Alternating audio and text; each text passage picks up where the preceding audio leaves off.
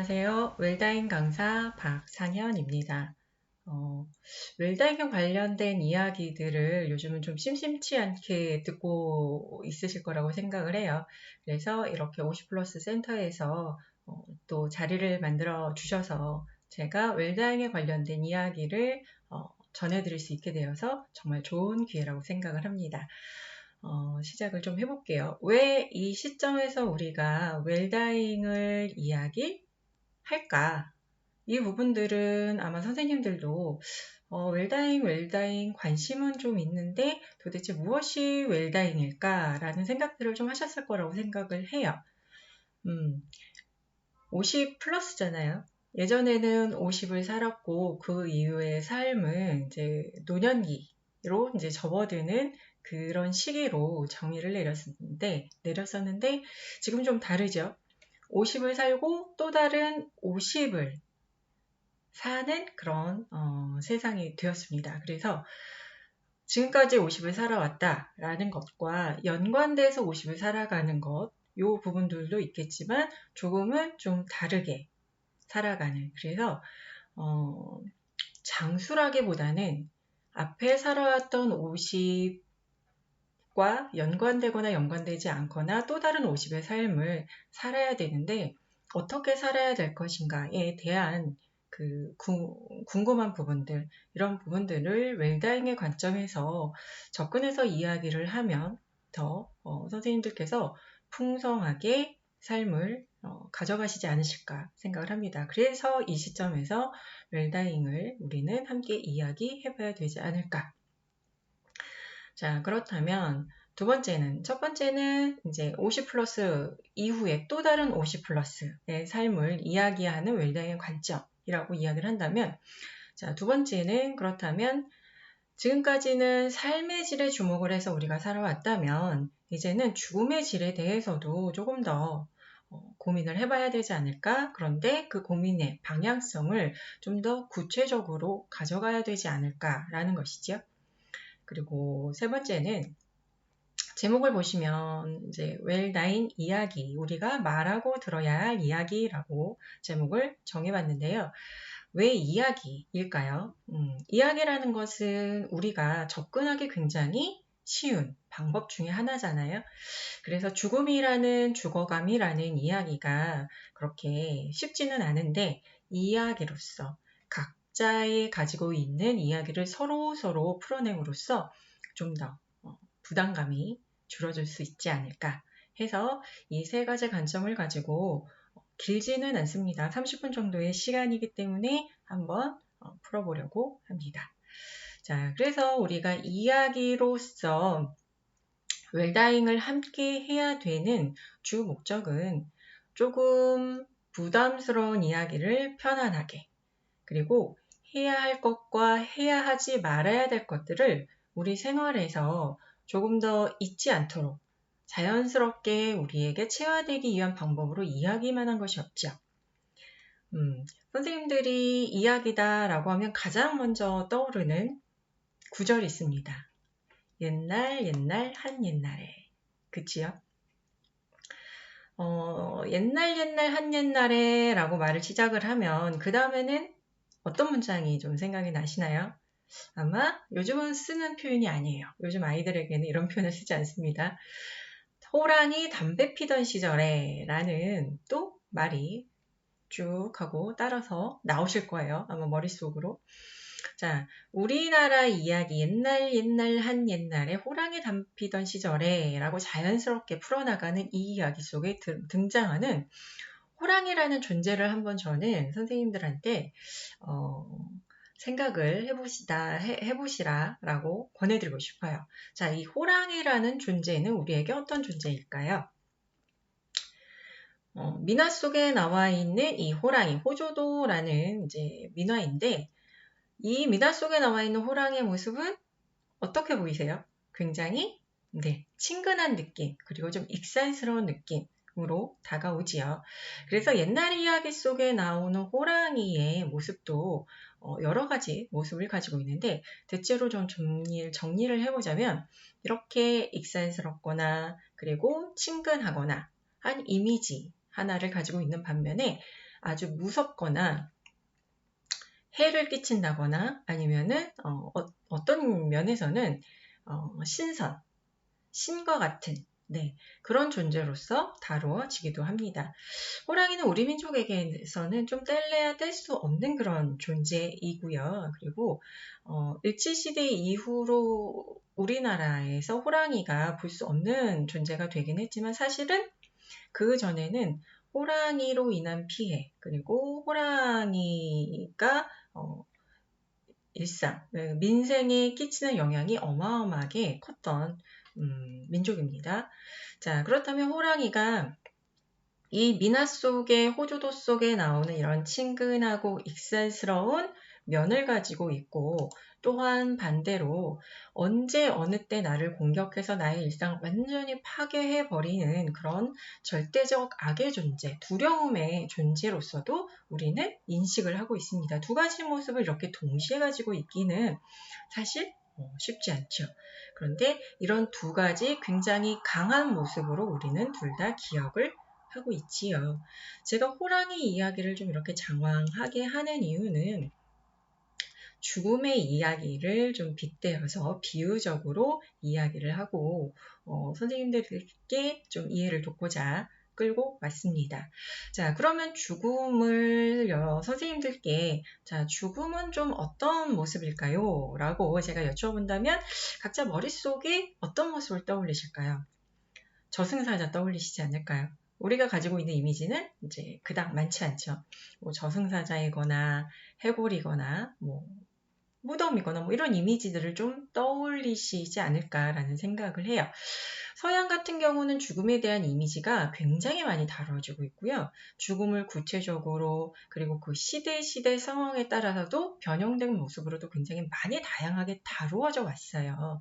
그런데 우리나라는 죽음을 그렇게까지 많이 다루지는 않고 이미지화 되어 있는 부분도 그렇게 많지는 않습니다. 자, 그러면 우리는 죽음 이야기를 시작을 할 거고요.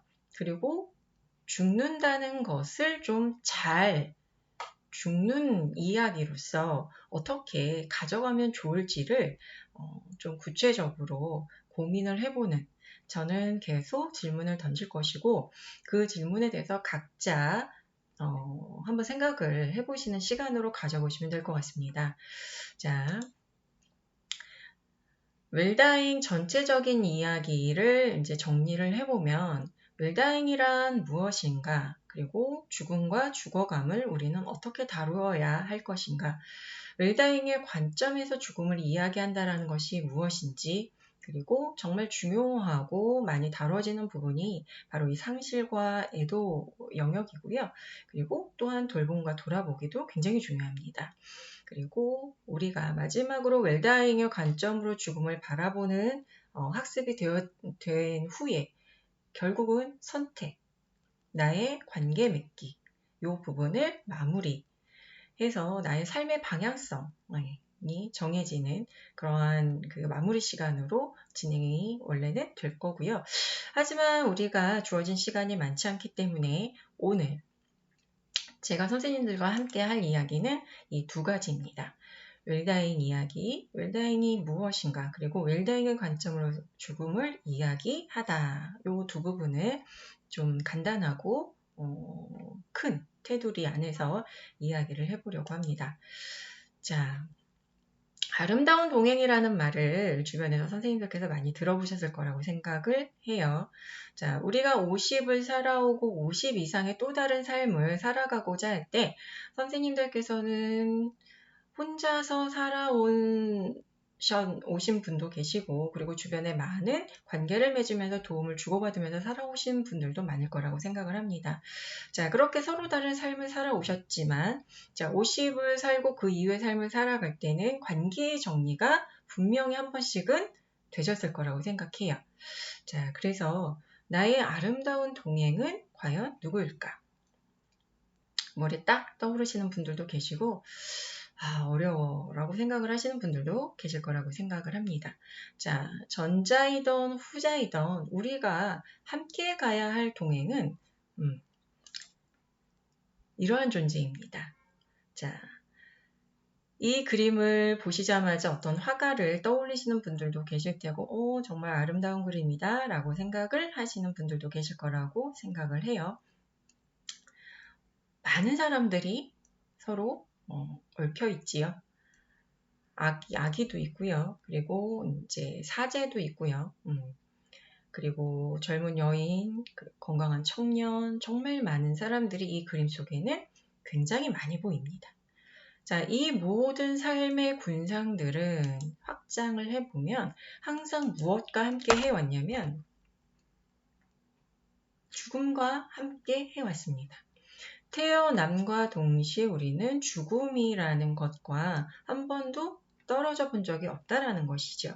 그렇다면 우리는 죽음을 두려움의 존재, 몸과 죄에 대한 벌이라는 존재로 생각을 해왔던 시절이 있었어요. 그런데 그거는 어떤 문화적, 사회적 배경 때문에 그런 좀 오류, 잘못된 시각으로 죽음을 생각을 하는 것이고요. 그냥 죽음이라는 모습으로, 그냥 현상으로서 우리가 태어나서 살아오는 여러 가지 겪었던 일들과 마찬가지로 죽음은 그냥 죽음 자체로서 우리 주변에, 내 옆에 항상 존재를 해왔던 것이지요. 그래서 아름다운 동행이라는 것은 우리가 죽음을 항상 인식하면서 나의 삶을 어떠한 기준으로 가지고 갈아야 될지, 어떤 관점으로 바라봐야 될지를 한번 생각해보는 그러한 기회다라고 생각을 합니다. 그래서 호랑이를 제가 죽음에 빗대어서 생각을 했을 때 보면은 아주 익숙하고 그리고 유머러스하고 친숙한 존재인 반면에 어떨 때는 너무너무 무섭고 나를 해칠 것 같은 그런 존재, 양면성을 다 가지고 있지요. 그게 바로 죽음의 모습인 거죠. 죽음은 어쩔 때는 나에게 있어서 굉장히 친근한 존재일 수도 있고요. 어쩔 때는 죽음을 굉장히 두렵고 절대로 내 곁에 오게 하고 싶지 않은 그런 해로운 존재로 두 가지 양면성을 우리는 다 인식을 하고 있습니다. 죽음을 인식해서 내 삶을 더 풍요롭게 할 수도 있고 죽음을 인식해서 내 삶을 더 각박하게 할 수도 있습니다. 그건 누구의 선택인 것인지 제가 질문을 드리면 나의 선택이다 라고 아마 선생님들께서는 대답을 하시지 않을까 생각을 해요. 그래서 죽음은 한 가지 방향성으로 절대로 이야기할 수 없기 때문에 우리가 말하고 그리고 들어야 할 이야기로서 함께 공유해야 될 부분이 너무너무 많습니다. Well-being, Well-aging이라는 이 단어는 아마 모든 분들이 한 번쯤은 들어보셨을 거라고 생각을 해요. 자, 잘 살기, 잘 나이 들어가기. 이 부분에 대해서 충분히 얘기를 해왔다면 이제는 잘 죽어가는 것에 대해서도 이야기를 해야 되고 모두들 한 번씩은 고민을 해보지 않으셨을까? 전 그렇게 생각을 합니다.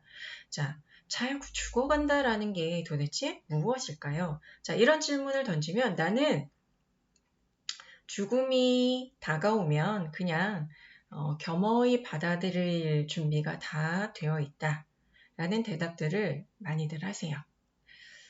시대가 바뀌면서 시대가 변하면서 이 후자의 대답을 굉장히 많이 하십니다. 그냥 죽음을 겸허하게 받아들이겠다. 어떻게 보면 당연한 대답인 것 같은데요. 굉장히 약간은 뜬구름 잡는 대답이기도 해요.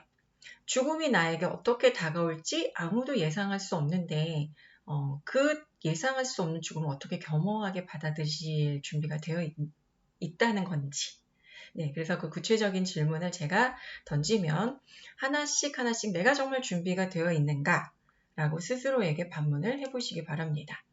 자, 웰빙과 웰에이징은 사실은 잘 사는 것에 대한 이야기죠. 삶의 질을 어떻게 높일 것인가에 대한 화두로서 우리는 항상 고민을 해왔어요. 자, 그런데 이 높인다라는 말은 참 기준이 애매한 것이죠. 누구보다 어떻게 더 높아야 되는 것이냐는 그 기준이 없잖아요.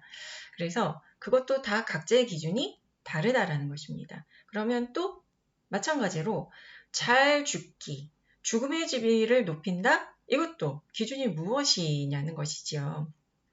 그래서 죽음의 질을 확장시킨다는 것으로 저는 좀 말씀을 드리고 싶어요. 죽음의 형태는 너무나 다양합니다. 그리고 지금 죽음의 질에 대해서도 죽음의 형태에 대해서도 이야기되어지고 있는 것들이 굉장히 많지요. 네, 뭐 예를 들어서 안락사 문제도 그렇고요.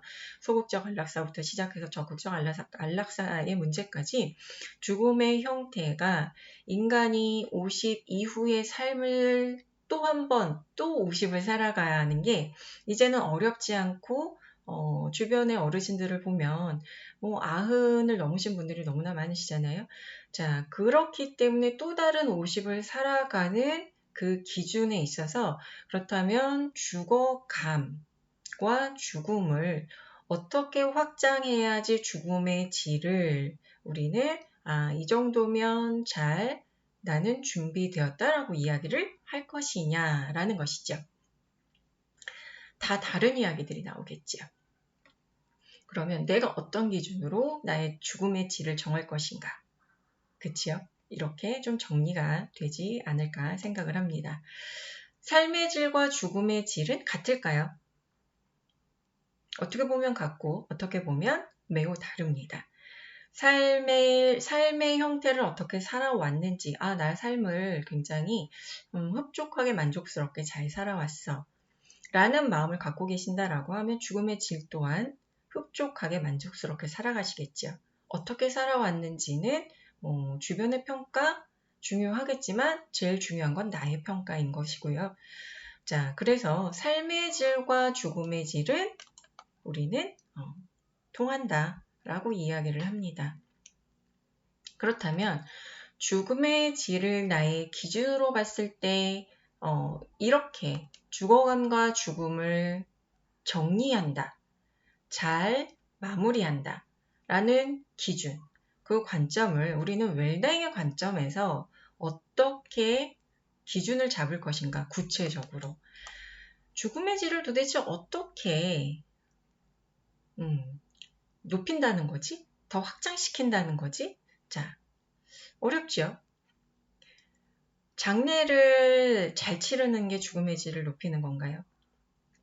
내가 죽어가는 과정에서 나의 자녀 그리고 내가 사랑했던 모든 사람들의 나의 죽어가는 그 순간을 모두 다 함께 하는 것이 죽음의 질을 높이는 것이고 확장시키는 것이고 만족스러운 것인가요?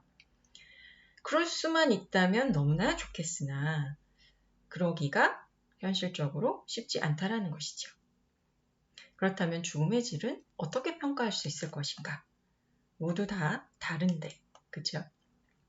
그래서 여기에서 우리는 한 가지를 좀 정리를 하고 넘어가야 돼요. 죽음에 대한 정의, 담론, 공리, 변하지 않는. 네. 자, 한번 읽어보겠습니다. 인간은 누구나 죽는다. 네. 진시황이 죽고 싶지 않아서 그렇게 노력을 했지만 결국은 죽었잖아요. 인간은 언제 죽을지 모른다. 동의하시나요? 네, 동의하시지요? 어디서 죽을지 모르지요. 어떻게 죽을지도 알 수 없습니다. 생전에 경험하고 좋은 방향으로 끌어나갈 수 있는 그런 것도 없지요. 아무도 대신 나를 위해 나 대신 죽을 수 없습니다. 그리고 누구나 빈손으로 가지요. 죽음 앞에서는 누구나 평등하다? 인정하시나요? 인정하시지 않나요? 죽어가는 과정에서 평등하지 않은 상황이 발생할 수는 있으나 죽음이 직면하게 되면 죽음은 평등하게 적용이 됩니다. 그래서 죽음의 이런 변하지 않는 모습은 딱 정해져 있어요. 그렇다면 여기서 변하는 것, 변수는 무엇일까요? 나라는 사람이죠. 자, 변하지 않는 상수, 이제 수학으로 봤을 때, 자, 변하지 않는 애가 있으면 변하는 애가 있어요. 그 변하지 않는 존재는 뭐 시간이든 장소이든 구애받지 않고 항상 그 모습 그대로 있습니다.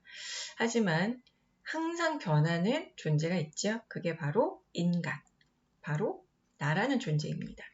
이 인간은 누구나 죽는다, 언제 죽을지 모른다, 어디서 죽을지 모른다라는 이 내용들이 나라는 존재를 통과하게 되면 하나의 필터인 거잖아요.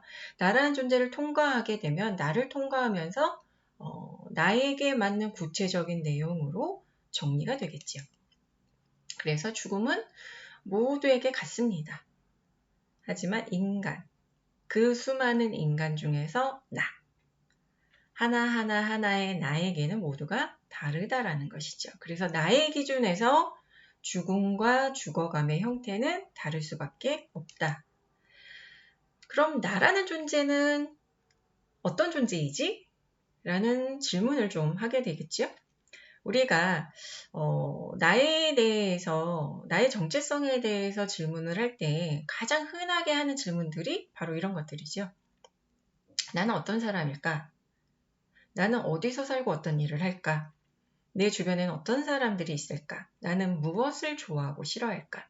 자, 이 질문들에 대한 답은 사실은 나의 죽음의 질을 구체적으로 확정짓는 시작이 될 수 있습니다. 하지만 너무 어렵지요. 질문들이 쉬운 것 같은데 어려워요. 그래서 질문을 제가 좀 정리를 해봤습니다. 자, 그래서 이 두 가지. 나는 어떻게 죽을 것인가? 나는 어떻게 죽어갈 것인가? 자, 선생님들 한번 생각해 보세요. 난 어떻게 죽을 것인가? 뭐 질병이든, 그리고 어떤 기능의 상실이든, 아니면 자연스럽게든, 노화로 인한 자연스러운 죽음이든, 나는 어떻게 죽을 것인가? 아실 수 있을까요? 아실 수 있을까요? 상상하실 수 있나요? 없지요? 그렇다면 나는 어떻게 죽어갈 것인가? 이것도 상상하기가 쉽지 않습니다. 하지만 내가 방향성을 정한다면 어느 정도의 답은 구할 수가 있습니다.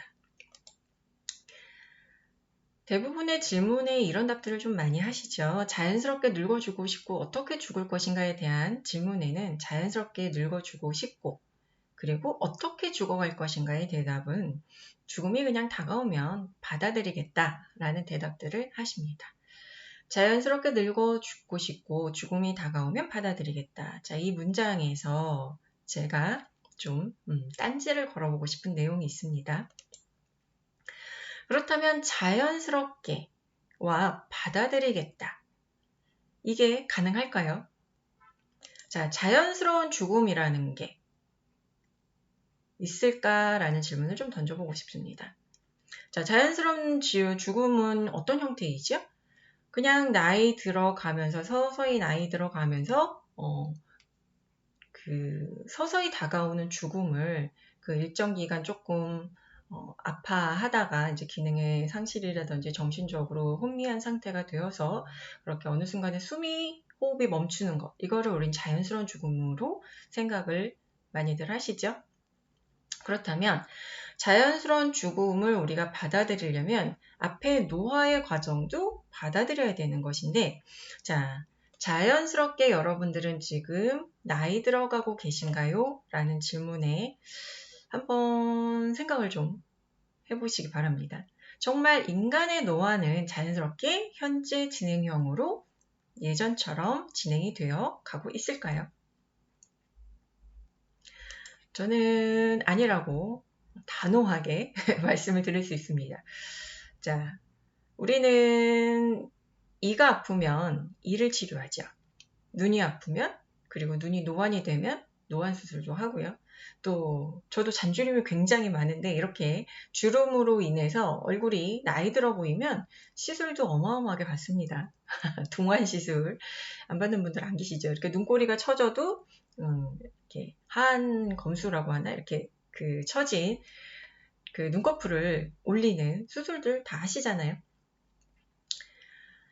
다시 한번 질문을 드려볼게요. 현재 삶을 50 이후의 삶을 살아가고 계시는 우리 선생님들은 과연 자연스러운, 예전의 기준으로 봤을 때 그 자연스러운 노화를 받아들이고 계실까요?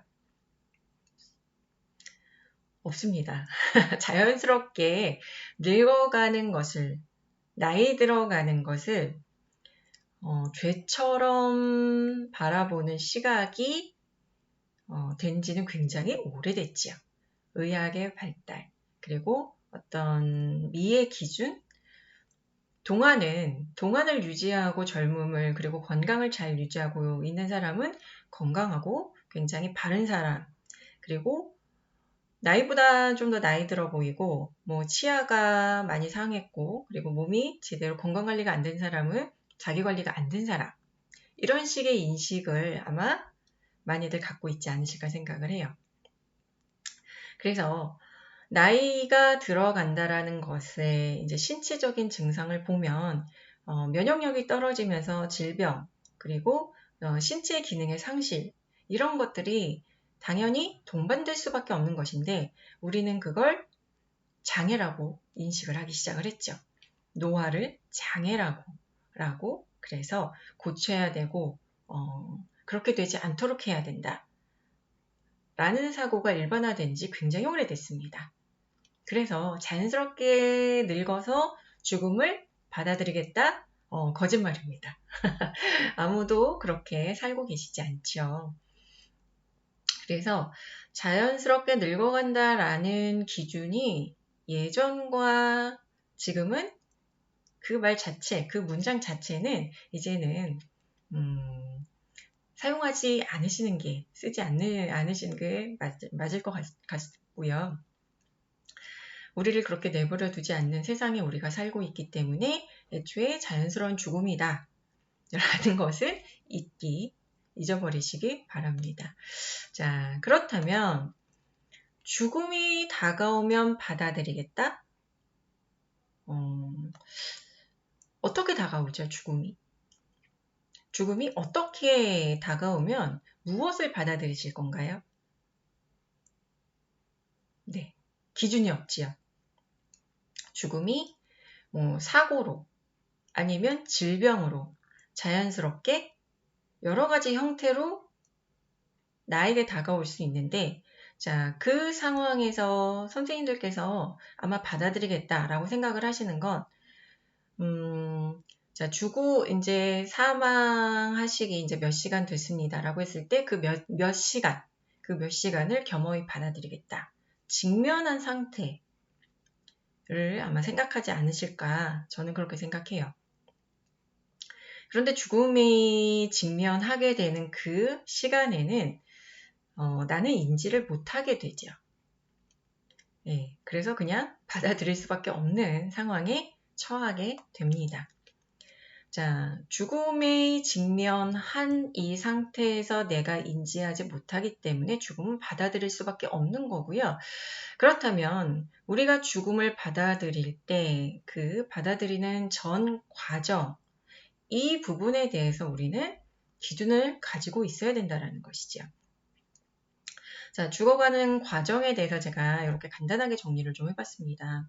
질병이든 사건이든 우리가 죽음을 받아들이게 되는 상황은 굉장히 다양하게 발생이 될 수 있겠지요.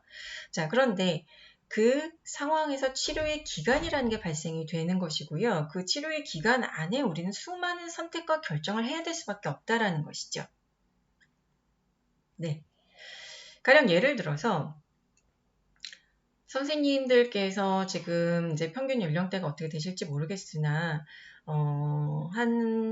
78 정도 되셨다. 예를 들어서 한 78 정도 되시는 분이 계시는데, 이분께서 갑작스럽게, 이제 밤사이, 갑작스럽게 호흡곤란이 온다거나 아니면은, 뭔가 불편한 상황이 발생이 돼서 자녀와 요즘은 같이 살지 않기 때문에 옆에 있던 누군가가 아니면 아침에 누군가가 나를 방문했을 때 다양한 경우겠죠. 나를 병원으로 옮겼어요. 다행히 내가 죽은 후에가 아니라 어떤 불편해진 상황 속에서 내가 병원으로 이송이 됐습니다. 자, 그랬을 때 그 병원으로 이송된 상태에서 나를 다시 살리기 위한 기간, 여러 가지 처치, 시간들이 한꺼번에 몰려들게 됩니다. 그렇다면 내가 혼미한 정신 상태에서 해야 될 수많은 선택과 결정, 아니면 내 보호자인 누군가가 해 주어야 될 수많은 선택과 결정, 이것들을 선생님들께서 어느 수준까지 받아들이실 준비가 되셨다는 거죠. 그리고 어떤 일이 발생될지 알고 계시냐는 겁니다. 이걸 우리는 알고 있어야 되고요. 그 선택과 결정을 내 주변에 누군가에게 떠맡기지 마시고 내가 미리 해놔야 된다라는 이야기를 말씀을 좀 드리고 싶습니다. 그게 받아들일 준비인 거라고 저는 생각을 하고요. 그렇게 하셔야 돼요. 네, 안 그러면 내 주변 사람들에게 정말 큰 상처를 주고 너무나 어려운 결정을 하게 되는, 네, 그리고 내 의사와 반하는 결정까지도 하게 되는 일들이 너무나 많이 벌어집니다. 그래서 이런 구체적인 결정과 상황에 대한 부분들을 폭넓게 알고 결정을 좀 미리 해 두셔야 되는 게 웰다잉 관점에서 죽음과 죽어감을 바라본다 라고 말씀을 드릴 수 있습니다. 수많은 선택과 결정은 정말 너무나 많은 경우가 발생이 돼요. 그런데 이것들을 미리 상황에 따라서 알고 준비를 해놓지 않으면 제가 앞에서 말씀드린 것처럼 내가 원하지 않는 결과들이 발생이 되고요. 그리고 내 주변 사람들도 원하지 않는 결정을, 선택을 할 수밖에 없게 되어서 서로에게 너무나 어렵고 불우한 시간들이 처하게 된다는 것이죠. 자, 웰다잉 관점에서 죽음을 이야기한다라는 것은 이렇게 구체적이고 누군가와 함께 이야기하기에는 조금 터놓고 이야기하기에는 어려웠던 부분들, 그리고 사실은 어떤 이야기들을 해야 될지 모르는 게 더 많거든요. 이런 것들을 다 툭 터놓고 이야기를 하고 내가 두려워하는 것들, 내가 혹시 이렇게 되면 어떡하지? 라고 이야기하는 것들을 서로 다 공유를 하셔야 돼서, 그래서 우리의 이야기로서 정리를 좀 해야 된다라는 것입니다. 자, 시간이 또 이렇게 금방 지나가 버렸네요. 마지막으로 제가 좀 이 말씀을 전해드리고 마무리를 하겠습니다.